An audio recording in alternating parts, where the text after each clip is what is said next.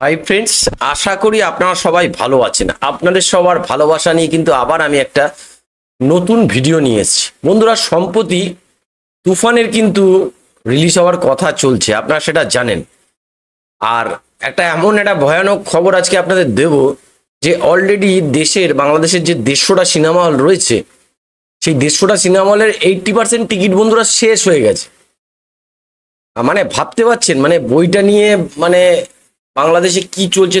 তুফান বইটা শুধু নাম না, বইটা সত্যি করে তুফানই তুলবে বাংলাদেশ। আর শাকিব খানকে নিয়ে তো কোনো কথাই হবে না, মেগাস্টার।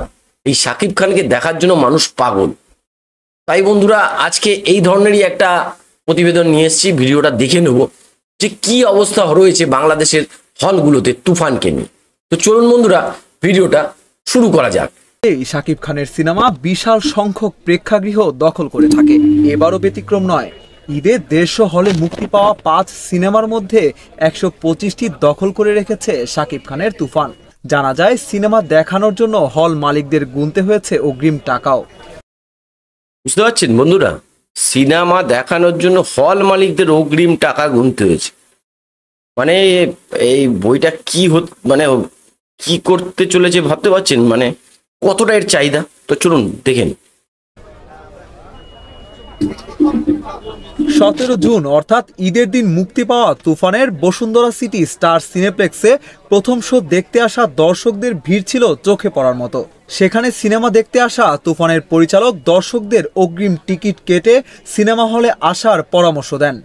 40% বেশি গ্লো, বিশ্বের 1 নম্বর গ্লো ক্রিম, নতুন গ্লো এন্ড লাভলি। তুফান যত আসলে কালকে থেকে শুরু হয়েছে। কালকে টিকিট ছাড়ার সাথে সাথেই সিনেপ্লেক্সে সব টিকিট শেষ হয়ে গেছে।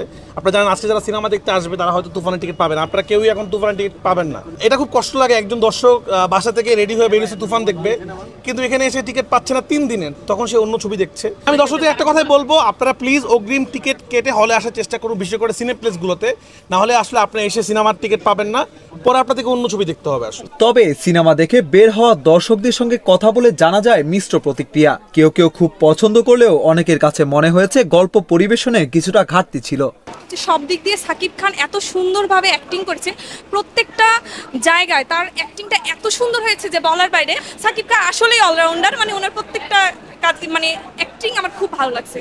শুনলেন বন্ধুরা, দর্শকের কথাটা কি বললো। শাকিব খান অলরাউন্ডার, মানে সব কিছুতেই শাকিব খানকে তারা এগিয়ে রাখছে।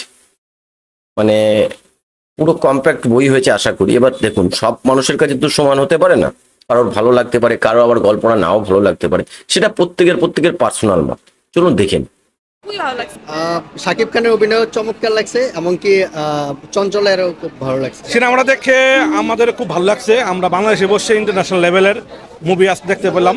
আমরা অনেকদিন পর বাংলাদেশে ইন্টারন্যাশনাল লেভেলে যে ছবি তৈরি করতে পারে সেটা আমরা আজকে উপভোগ করলাম। যে এক্সপেকটেশনটা ছিল ভাই, আমার কাছে মনে হয় না পূরণ করছে। কয়েকটা মুভির কাহিনী একদম মিলাইতে পারে নাই। আমার কাছে মনে হয়েছে যে কাহিনী আপনি নিতে পারেন, একটু ইন্সপিরেশন নিতে পারেন, কিন্তু যে কাহিনীটা মিলাইতে পারে না, এটা পারে নাই।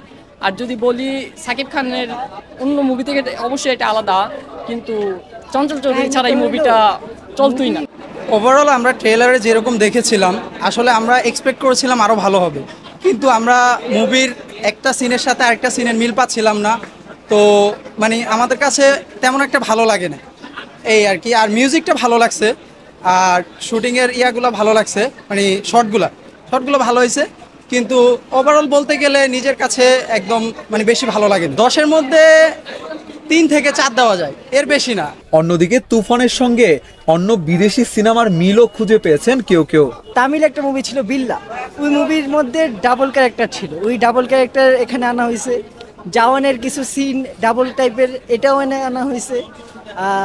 তারপর হচ্ছে KGF এর সিনস আনা হয়েছে, তারপর অ্যানিমেলের সিনস আনা হয়েছে। মনে হয়েছে যে 5-10টা মুভি মিলে একটা হুট করে মুভি করে ফেলছে। ক্লাইম্যাক্সের সিনে কি হয়েছে যে হুট করে পুরা অডিয়েন্স, কেউ সারা অডিয়েন্স চুপ, কেউ বুঝতেই পারে না ক্লাইম্যাক্স কখন আসলো কখন গেল।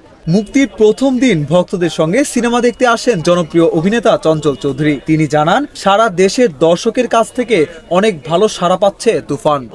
আজকে যদি ঈদ নাও হতো, তাও একটা ঈদের আনন্দ ঈদের আনন্দ পেলাম আজকে এবং সারাদিন, এবং কালকে রাতে আসলে ঠিক মতো ঘুম হয়নি। এটা হয় কি যে ওই যে পরীক্ষার দেওয়ার পর 1 বছর ফলাফল বের হওয়ার আগের রাতে যেরকম আজকে ছবিটা রিলিজ হবে, প্রথম শো, যে সবাই তো কোরবানির মাংস নিয়ে ব্যস্ত আছে, তা সেটাই থাকা স্বাভাবিক। আজকে আমি আস্তে আস্তে বলছিলাম যে কোরবানির একদম দিন ছবি রিলিজ না দিয়ে পরের দিন দিলে পরে ভালো হয়, কারণ সবারই তো ওইটা একটা আলাদা দায়িত্ব। কিন্তু এরপরেও আমি দেখলাম যে সারা বাংলাদেশের সিনেমা হলে যতটুকু সোশ্যাল মিডিয়ার মাধ্যমে খবর পাচ্ছি, আনবিলিভেবল, একদম সত্যি কথা। এবং এইরকম স্বপ্নই আসলে সিনেমাকে নিয়ে আমরা দেখি। সিনেমা শেষে দর্শকদের থেকে জানা যায় তুফানের দ্বিতীয় কিস্তিও আসতে চলেছে।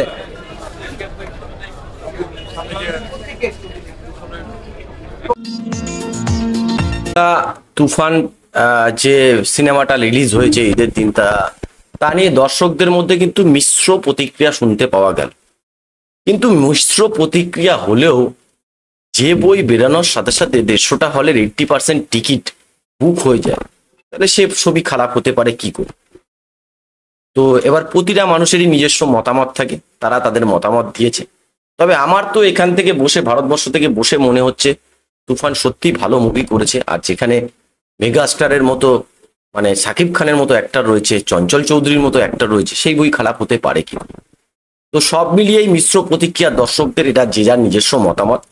আপনার কেমন লেগেছে? আপনি যদি বাংলাদেশ থেকে ভিডিওটা দেখে থাকেন, আর আপনি যদি সিনেমাটা পুরো দেখে থাকেন, কমেন্টে লিখবেন কোন জিনিসটা ভালো লেগেছে না লেগেছে।